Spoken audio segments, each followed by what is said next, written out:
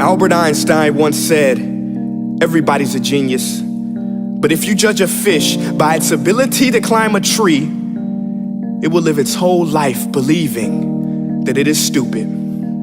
Ladies and gentlemen of the jury, today on trial we have modern day schooling. Glad you could come. Not only does he make fish climb trees, but also makes them climb down and do a 10-mile run. Tell me, school, are you proud of the things you've done?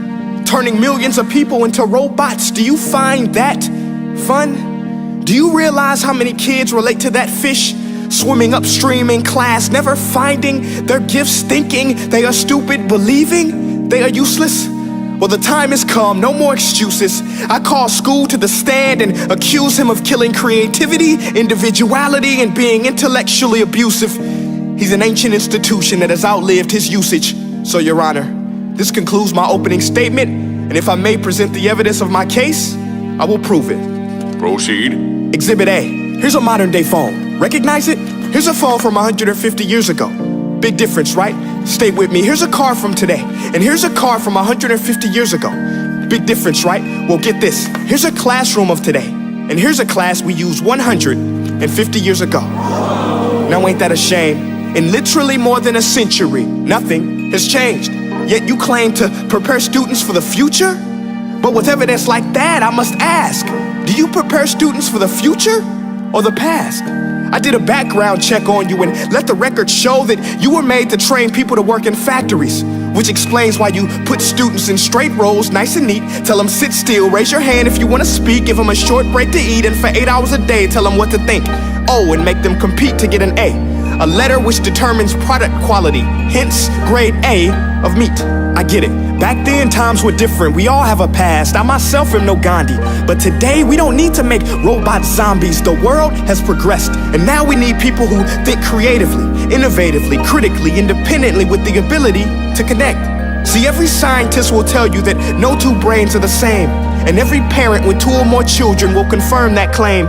So please explain why you treat students like cookie cutter frames or snapback hats, giving them this one-size-fits-all crap. Watch your language. Sorry, Your Honor, but if a doctor prescribed the exact same medicine to all of his patients, the results will be tragic. So many people would get sick, yet when it comes to school, this is exactly what happens, this educational malpractice, where one teacher stands in front of 20 kids, each one having different strengths, different needs, different gifts, different dreams, and you teach the same thing the same way?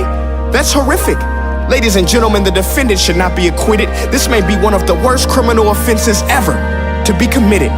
And let's mention the way you treat your employees. Objection. Overruled. I want to hear this. It's a shame. I mean, teachers have the most important job on the planet, yet they're underpaid? No wonder so many students are short-changed. Let's be honest, teachers should earn just as much as doctors, because a doctor can do heart surgery and save the life of a kid, but a great teacher can reach the heart of that kid and allow him to truly live. See, teachers are heroes that often get blamed, but they're not the problem. They work in a system without many options or rights. Curriculums are created by policymakers, most of which have never taught a day in their life. Just obsessed with standardized tests. They think bubbling in a multiple choice question will determine success. That's outlandish. In fact, these tests are too crude to be used and should be abandoned, but don't take my word for it. Take Frederick J. Kelly, the man who invented standardized testing, who said, and I quote, "These tests are too crude to be used and should be abandoned." Ladies and gentlemen of the jury, if we continue down this road, the results will be lethal. I don't have much faith in school, but I do have faith in people. And if we can customize healthcare, cars, and Facebook pages, then it is our duty to do the same for education, to upgrade it, change it, do away with school spirit, because that's useless. Unless we're working to bring the spirit out of each and every student, that should be our task. No more Common Core. Instead, let's reach the core of every heart in every class. Sure, math is important, but no more than art or dance. Let's give every gift an equal chance. I know this sounds like a dream, but countries like Finland are doing impressive things. They have shorter school days. Teachers make a decent wage. Homework is non-existent, and they focus on collaboration instead of competition. But here's the kicker, boys and girls. Their educational system outperforms every other country in the world. Other places like Singapore are succeeding rapidly. Schools like Montessori, programs like Khan Academy. There is no single solution, but let's get moving.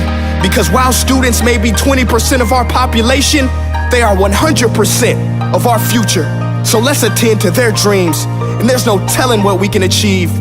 This is a world in which I believe, a world where fish are no longer forced to climb trees.